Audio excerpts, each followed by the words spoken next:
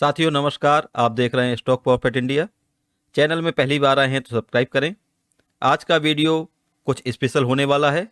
आज की वीडियो में हम बात करेंगे बैंक के काफ़ी स्टॉक जिसमें आपको एक मूव दिखाई दे सकता है, तो हम उनको समझने की कोशिश करेंगे कि किसको होल्ड किया जाए, कहाँ पे प्रॉफिट बुक किया जाए और कहाँ पे बाइंग की जाए।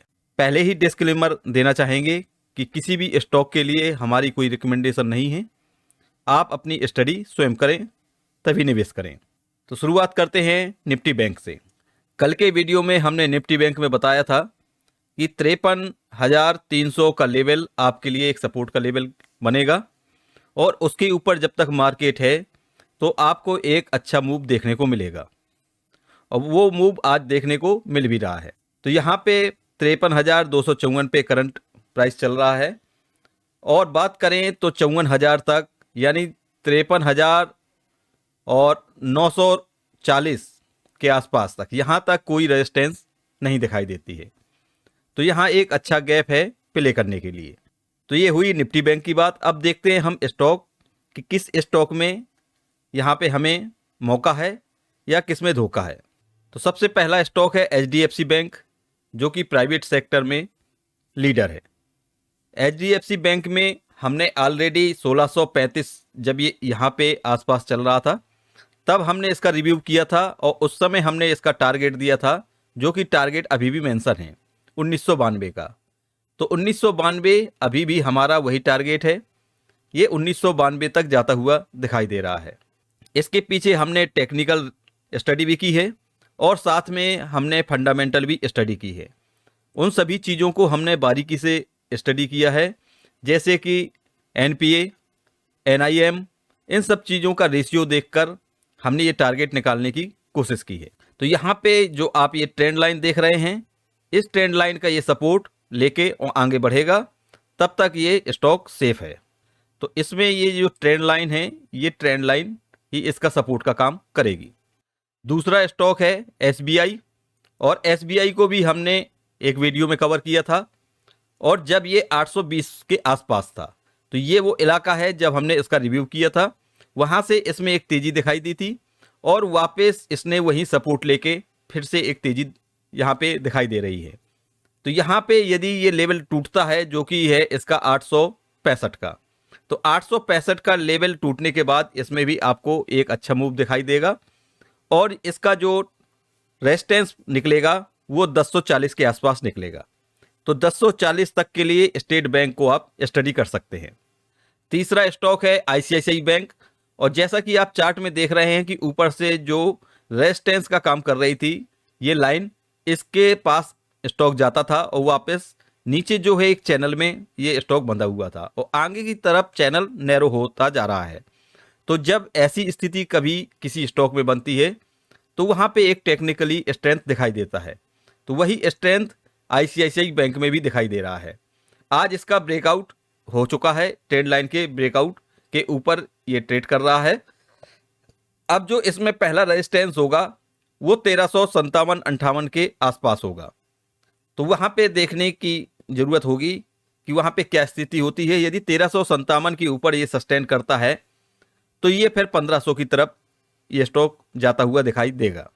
RSI की बात करें तो RSI में भी अभी इतनी गैप है कि इसको 1500 तक ले जाने में सक्षम है।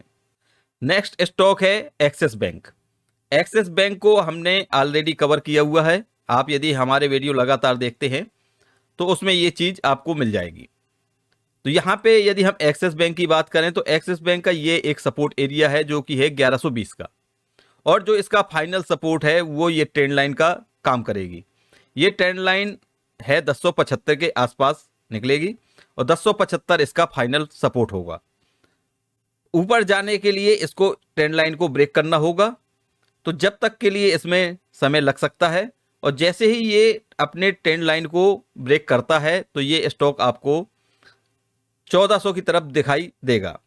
तो इसमें पहला जो रेजिस्टेंस है वो 1300 के आसपास निकलेगा और उसके बाद जब वो 1300 के आसपास पहुंच जाएगा तब हम इसका रिव्यू फिर से करेंगे। नेक्स्ट स्टॉक है कोटक महिंद्रा बैंक। तो कोटक महिंद्रा बैंक का चार्ट में थोड़ी सी स्ट्रेंथ वीक दिखाई दे रही है। तो कोटक महिंद्रा बैंक में 1700 का लेवल इसका सपोर्ट का काम करेगा। यदि ये 1700 के नीचे जाता है तो फिर ये और भी कमज़ोर हो जाएगा। तो जब तक ये 1700 है तब तक यहाँ होल्ड करने की पोजीशन बन रही है और बाइंग की स्थिति तो अभी दिखाई नहीं दे रही है, क्योंकि जब तक इस ट्रेंड लाइन के ऊपर नहीं जाता है तब तक ये बाइंग की स्थिति में नहीं आएगा। तो जो लेवल है वो है 1800 का।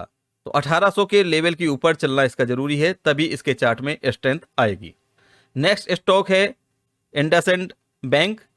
तो इसमें एक बहुत भारी गिरावट हो चुकी है ऑलरेडी और यहाँ पे अब ये बेस बनाने की कोशिश कर रहा है। तो इस स्टॉक को मोमेंट में प्ले करने के लिए नहीं चुनना चाहिए, उस हिसाब से इसको नहीं देखना चाहिए। इंडसइंड बैंक में एक लॉन्ग टर्म की पोजीशन बनाने के लिए यदि आप विचार कर रहे हैं तो इसको स्टडी कर सकते हैं, क्योंकि शॉर्ट टर्म में अभी इसके चार्ट में कोई स्ट्रेंथ नज़र नहीं आ रही है। तो जब तक ये स्टॉक 1160 के ऊपर नहीं जाता है तब तक इसके चार्ट में कमजोरी रहेगी। लेकिन हाँ, ये जिस लेवल पे इस समय अवेलेबल है वो लेवल लॉन्ग टर्म के लिए बहुत अच्छा लेवल है, तो जिसमें आप 900 का फाइनल स्टॉप लॉस लेके चल सकते हैं और इसको लॉन्ग टर्म के लिए होल्ड करें। नेक्स्ट स्टॉक है bank of Baroda. Bank of Baroda के चार्ट में स्ट्रेंथ दिखाई दे रही है और इसका जो रेजिस्टेंस एरिया है वो है 265 के आसपास। 265 के निकलने के बाद इसका जो रेजिस्टेंस एरिया निकलेगा वो 300 रुपये निकलेगा। तो यहाँ पे आप ध्यान दे सकते हैं, इसको स्टडी कर सकते हैं। यहाँ पे मोमेंट प्ले करने का एक मौका दिखाई दे रहा है, तो इसको आप देख सकते हैं। करंट प्राइस पे भी जो सपोर्ट का काम करेगा वो 220 का लेवल है, जो इसका फाइनल सपोर्ट का काम करेगा। नेक्स्ट स्टॉक है पंजाब नेशनल बैंक। तो पंजाब नेशनल बैंक अपने नीचे सपोर्ट से काफ़ी ऊपर आ चुका है, तो यहाँ पे भी चार्ट में स्ट्रेंथ आना शुरू हो गई है। अभी तक इसके चार्ट में वीकनेस थी, लेकिन जब से इसने इस ट्रेंड लाइन को क्रॉस किया है, 100 से ऊपर निकला है स्टॉक, तब से इसमें स्ट्रेंथ दिखाई दे रही है। और इसमें जो आपको मोमेंट प्ले करने का गैप मिल रहा है वो मिल रहा है 120 तक का। तो इसमें 10 पॉइंट का ही यहाँ पे दिखाई दे रहा है। तो 120 के आसपास जब ये जाता है, सस्टेन करता है, तब इसमें आगे की कहानी निकल के आएगी। नेक्स्ट स्टॉक है Canara bank. Canara bank PNB bank से अच्छा चार्ट है टेक्निकली देखा जाए तो यहाँ पे जो फाइनल इसका ट्रेंड था, जो लोअर ट्रेंड था, वो यहाँ पे ब्रेकआउट करता हुआ दिखाई दे रहा है। तो यहाँ पे कैनरा बैंक को आप स्टडी कर सकते हैं और जो रेजिस्टेंस का एरिया है वो आएगा 125-127 तक। तो यहाँ पे एक काफ़ी बड़ा गैप है मोमेंट प्ले करने के लिए। तो ये था आज का हमारा स्पेशल वीडियो, खास तौर से बैंकिंग सेक्टर के लिए। तो बैंकिंग सेक्टर में यदि आप निवेश करने का विचार कर रहे हैं तो ये आपके लिए बहुत महत्वपूर्ण वीडियो है। मिलते हैं नेक्स्ट वीडियो में न्यू इन्फॉर्मेशन के साथ। तब तक यदि किसी सेक्टर या किसी विशेष स्टॉक को आप रिव्यू कराना चाहते हैं हमारे द्वारा, तो आप कमेंट बॉक्स में बता सकते हैं। चलिए मिलते हैं नेक्स्ट वीडियो में। Bye bye, take care.